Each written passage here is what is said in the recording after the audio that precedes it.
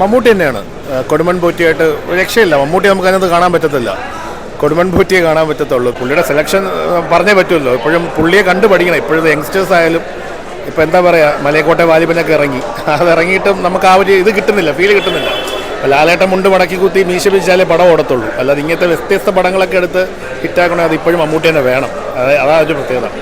Main highlight മമ്മൂക്കേര ഒരു നമുക്ക് പാലേരിക്ക് മാണിക്യത്തിന് ശേഷം ഇത്രയും ശക്തമായിട്ടുള്ള ഒരു കഥാപാത്രം ചെയ്യണത് ഇപ്പോഴാണെന്ന് വേണമെങ്കിൽ നമുക്ക് പറയാം. അത്രയ്ക്ക് ശക്തം അരിഞ്ഞാട്ടമാണ്.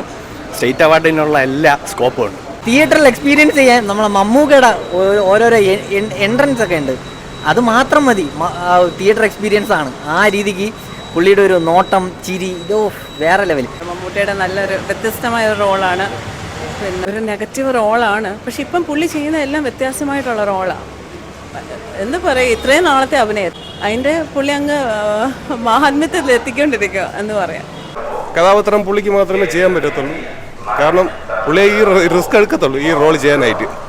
അതുപോലുള്ള കുറച്ച് സംഭവങ്ങളാണ് ഉള്ളത്. അത് നന്നായിട്ട് ചെയ്തിട്ടുണ്ട്. മമ്മൂട്ടിയുടെ ആക്ടിങ് ഒക്കെ മുപ്പായിരുന്നു. അത്ര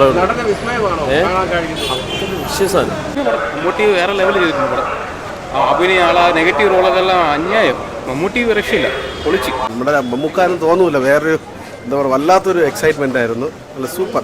മമ്മൂട്ടി നന്നായിട്ട് അഭിനയിച്ചിട്ടുണ്ട്, നല്ലോണം എഫേർട്ട് ഇട്ടിട്ടുണ്ട്.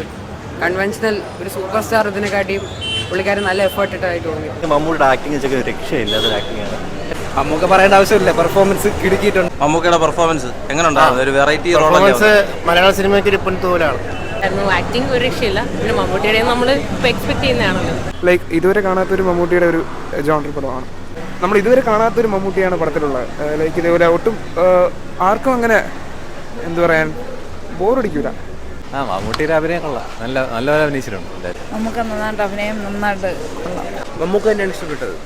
മമ്മൂക്കയുടെ ഈ ഒരു പ്രായത്തിലും പുള്ളിയുടെ അഭിനയവും കാര്യങ്ങളും സെക്കൻഡ് ഹാഫിൽ ഏറ്റവും കൂടുതൽ പുള്ളിയുടെ കുറച്ച് സീൻസ് ഉണ്ട്, അത് കണ്ടു തന്നെ അറിയണം.